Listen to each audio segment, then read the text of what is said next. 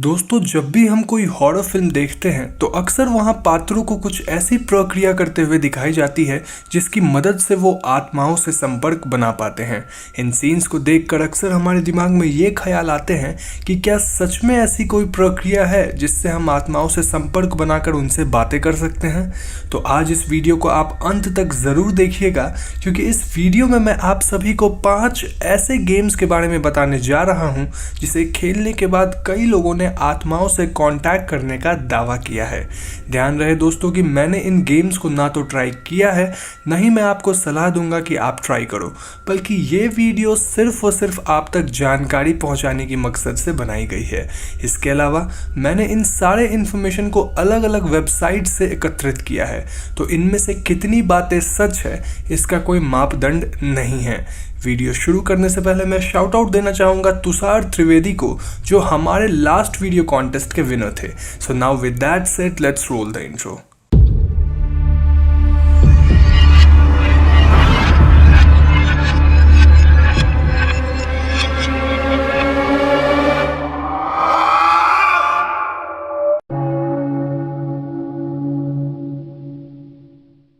दोस्तों, यूँ तो इंटरनेट पे आपको ऐसी कई गेम्स मिल जाएंगी जो आत्माओं को हमारी दुनिया में बुला देने का दावा करती है, लेकिन इनमें से ज़्यादातर गेम्स सिर्फ झूठी और गलत होती हैं। मैंने इस वीडियो में उन 5 गेम्स को चुना है जो लोगों के बीच सबसे ज़्यादा प्रचलित है, और हर एक गेम को समझाने के बाद मैं आपको पर्सनल ओपिनियन दूंगा कि क्या वो सच में काम करती है या नहीं। ध्यान रहे कि मैं यहाँ किसी भी गेम की हिस्ट्री या फुल डिटेल नहीं दूंगा, क्योंकि ऐसा करने से वीडियो बहुत लंबी हो जाएगी। Every single game needs a dedicated video for itself, और जल्द ही मैं उनकी डिटेल्ड वीडियोस अलग से लाऊंगा। फिलहाल मैं यहाँ इन 5 गेम्स की सिर्फ बेसिक नॉलेज आप तक पहुँचाऊंगा। तो 5वें नंबर पे हमारे पास है मिडनाइट गेम।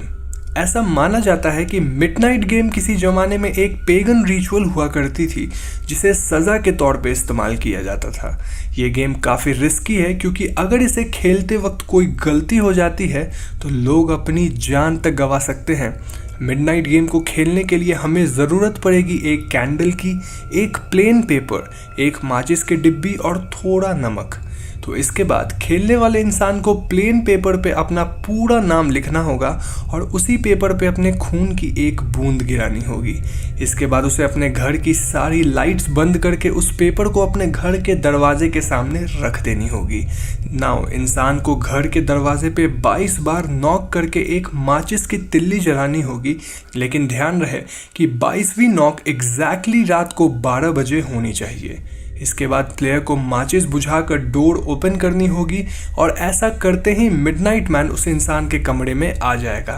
इसके बाद उस इंसान को माचिस की तिल्ली बार बार जलाकर मिडनाइट मैन से बचने के लिए अपना कमरा बदलते रहना होगा, और अगर ज़्यादा डर लगे तो वो इंसान नमक से एक सर्कल बनाकर उस सर्कल के अंदर सेफली रह सकता है। उस इंसान को सर्कल में तब तक बिना कुछ बोले बैठे रहना होगा जब तक रात की 3:33 पूरे न हो जाए। अगर वो इंसान इस सर्कल से बाहर आएगा या फिर वो किसी तरह की आवाज़ें निकालेगा तो मिडनाइट मैन उस इंसान को उसकी ग्रेटेस्ट फियर्स के ड्रीम्स में कैद कर देगा, जिससे इंसान मेंटली अनस्टेबल हो सकता है। इतना ही नहीं, मिडनाइट मैन उस इंसान की जान तक ले सकता है।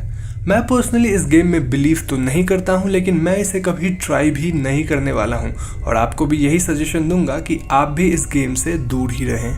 4थे नंबर पे हमारे पास है ब्लडी मेरी।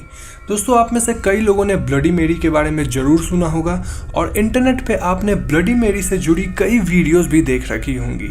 इस प्रक्रिया में अगर कोई इंसान रात को 2:33 से लेकर 3:33 के बीच में अपने घर के किसी भी आईने के सामने एक कैंडल लाइट में 3 बार ब्लडी मेरी बोलता है, तो ब्लडी मेरी उसे आईने की परछाई में दिख जाती है। इसकी आंखों से खून निकल रहा होता है और ये जोरों से चिल्लाती है। कई लोगों का ये तक कहना है कि ब्लडी मेरी आईने से निकलकर उन पे हमला भी करती है। अब दोस्तों, ये तो सिर्फ कहने की बातें हैं, लेकिन क्या इन बातों में कुछ सच्चाई भी है? मैं पर्सनली ब्लडी मेरी में भरोसा नहीं रखता हूँ, और मेरा मानना है कि अगर कोई इंसान इस प्रक्रिया को फॉलो भी कर ले तो कुछ नहीं होने वाला है। ब्लडी मेरी के हिस्ट्री से रिलेटेड मैंने ऑलरेडी एक वीडियो बना रखी है, जिसे आप ऊपर दिख रहे आई बटन पे क्लिक करके देख सकते हैं। 3रे नंबर पे हमारे पास है चार्ली चार्ली गेम। दोस्तों चार्ली चार्ली गेम स्पेन में खेले जाने वाली एक बहुत ही फेमस गेम वेगो डी ला लपेसेरा से काफ़ी मिलती जुलती है और ये गेम मई 2017 में काफ़ी प्रचलित हुई थी। It was trending for quite some time और दुनिया भर में कई लोग इस चार्ली चार्ली गेम को खेल रहे थे। इस गेम को खेलने के लिए आपको 2 पेंसिल्स की ज़रूरत पड़ेगी जिसे आप किसी प्लेन पेपर के ऊपर इस फैशन में रखेंगे। पेंसिल्स रखने के बाद आप पेपर पे 4 क्वाड्रेंट्स देख पाएंगे जिनमें आपको यस या नो लिखना पड़ेगा, लेकिन ध्यान रहे कि आप एक साथ 2 यस या 2 नो नहीं लिख सकते हैं। ये 2 शब्द ऑल्टरनेटिवली लिखे जाएंगे। अब गेम शुरू करने से पहले आपको चार्ली की परमिशन लेनी होगी, जिसके लिए आपको चार्ली से आर यू हियर पूछना होगा, या फिर आप ये भी पूछ सकते हैं कि Charlie can we play the game. आपके ऐसा पूछते ही ऊपर वाली पेंसिल अपने आप हिलेगी और फिर वो यस या नो पे जाके रुकेगी। इस तरह से आप गेम शुरू कर सकते हैं और आप चार्ली से कोई भी सवाल पूछ सकते हैं जिसका जवाब चार्ली आपको यस या नो में ही देगा। गेम खत्म करने से पहले आपको चार्ली से पूछना होगा कि can we stop this game, क्योंकि अगर आप चार्ली की परमिशन के बिना गेम छोड़ेंगे तो आने वाले कुछ घंटों में आपके साथ कुछ न कुछ बुरा ज़रूर होगा। अब दोस्तों ये गेम सुनने में काफ़ी सिंपल लगती है और इसकी वजह यह है कि ये एक फालतू गेम है। ये गेम सुन के ही फ्रॉड टाइप लगती है और मैं पर्सनली इस गेम में एकदम भरोसा नहीं करता हूँ। अब हालांकि कई लोगों का मानना है कि उन्होंने इस गेम को सक्सेसफुली खेला है और आपको यूट्यूब पे भी जुड़ी इस गेम से काफ़ी वीडियोस मिल जाएंगी, लेकिन आई स्टिल बिलीव कि ये एक बकवास गेम है and this is my personal opinion. दूसरे नंबर पे हमारे पास है द एलिवेटर गेम। इस गेम को कई लोग एलिवेटर फ्रॉम अनदर वर्ल्ड के नाम से भी जानते हैं और ये गेम हर उस बिल्डिंग में खेली जा सकती है जिसमें कम से कम 10 फ्लोर्स और एक एलिवेटर हो।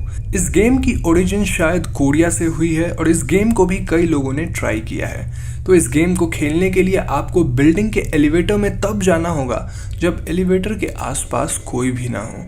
इसके बाद आपको एलिवेटर में बिल्डिंग के फ्लोर्स की कुछ इस सीक्वेंस में सिलेक्शन करनी होगी: 4, 2, 6, 2, 10 एंड देन 5। इस पूरे एलिवेटर ट्रिप के दौरान आपको किसी भी इंसान से बातें नहीं करनी है और इनफैक्ट आपको at any point of the time इस गेम में पीछे मुड़ के नहीं देखना है। तो इसके बाद जब आप फर्स्ट फ्लोर पे जाएंगे तो एलिवेटर आपको अपने आप ही 10th फ्लोर पे ले जाएगी, जो कि हमारी दुनिया नहीं बल्कि एक दूसरी दुनिया होगी। इस दुनिया में आप अकेले होंगे और यहाँ आपका सामना कुछ असाधारण शक्तियों से हो सकता है। गेम खत्म करने के लिए आपको वापस एलिवेटर में जाकर मेरी द्वारा बताई हुई सीक्वेंस में फ्लोर सेलेक्ट करने होंगे and when you finally reach the first floor आप इस गेम को एग्जिट कर सकते हैं। ध्यान रहे कि फर्स्ट फ्लोर पे एग्जिट करते वक्त आप अपने सराउंडिंग्स को ज़रूर चेक कर ले कि क्या सच में ये गेम खत्म हुई है या नहीं हुई है। अब दोस्तों इस गेम से जुड़ी एक इंटरेस्टिंग बात यह है कि सच्चाई क्या है ये तो मैं बिल्कुल भी नहीं जानता, लेकिन मैं पर्सनली ये एलिवेटर गेम कभी नहीं खेलने वाला हूँ। जहाँ तक सवाल है कि क्या मैं इस गेम में भरोसा रखता हूँ, तो मेरा जवाब अगेन एक वीक नो होगा, क्योंकि मैंने कई ऐसी वीडियोस देखी है जिनमें लोगों ने ये गेम खेल रखा है और उनके साथ कुछ भी बुरा नहीं हुआ है। बट स्टिल मैं तो सजेस्ट नहीं करूँगा कि आप इस गेम को ट्राई करो, क्योंकि मैं पर्सनली भी इस गेम को कभी भी अपने लाइफ में ट्राई नहीं करने वाला हूँ। नाउ फाइनली पहले नंबर पे हमारे पास है ouija बोर्ड गेम। दोस्तों ये game one of the most famous paranormal game है और इस गेम पे तो स्पेसिफिकली मूवीज़ भी बन चुकी है। इस बोर्ड गेम की मदद से इंसान किसी भी मृत इंसान की आत्मा को बुलाकर उनसे बातें कर सकता है। इस गेम को खेलने के लिए कम से कम 2 लोग चाहिए और उन दोनों को एक अंधेरी और शांत जगह ढूंढनी होगी। इस जगह पे दोनों एक कैंडल जलाएंगे और वो लोग ouija बोर्ड का इस्तेमाल करते हुए इस गेम को खेलना शुरू करेंगे। प्लेयर्स प्लान शीट का इस्तेमाल करते हुए कुछ इंचांटमेंट्स करेंगे जिससे स्पिरिट वहां आ जाए और वो स्पिरिट इस प्लान शीट को अलग अलग लेटर्स पे मूव करके कम्युनिकेट करेगी। इस गेम के दौरान आप स्पिरिट से मनचाही क्वेश्चंस पूछ सकते हैं और स्पिरिट्स प्लान शीट को अपने आप हिलाकर आपके सारे सवालों की जवाब देगी। गेम खत्म करने के लिए ask the spirit to end the game और आप उस स्पिरिट के गुड बाय कहने तक का वेट कीजिए। मोस्टली इस गेम में अच्छे स्पिरिट्स ही हमसे कम्युनिकेट करती है, लेकिन कई बार हमने मूवीज़ में ऐसा देखा है कि कुछ बुरी स्पिरिट्स भी इस गेम के जरिए हमारी दुनिया में आकर हम पे हमला कर देती है। वेरोनिका फिल्म में ऐसा ही कुछ हुआ था और वो फिल्म एक सच्ची घटना पे आधारित है। इनफैक्ट द एग्जॉर्सिस्ट फिल्म भी एक सच्ची घटना पे ही आधारित है और उसमें भी ouija बोर्ड का ही इस्तेमाल किया गया था। मैं पर्सनली ऊजी बोर्ड के गेम्स को मानता हूं क्योंकि इससे जुड़ी कई ट्रू स्टोरीज मैंने पढ़ रखी है और मैं ये गेम कभी भी ट्राई नहीं करने वाला हूं। आपकी ओपिनियंस मेरे से डिफरेंट हो सकती है and you are quite welcome to tell me about your views in the comment section below. तो दोस्तों आज की वीडियो में बस इतना ही।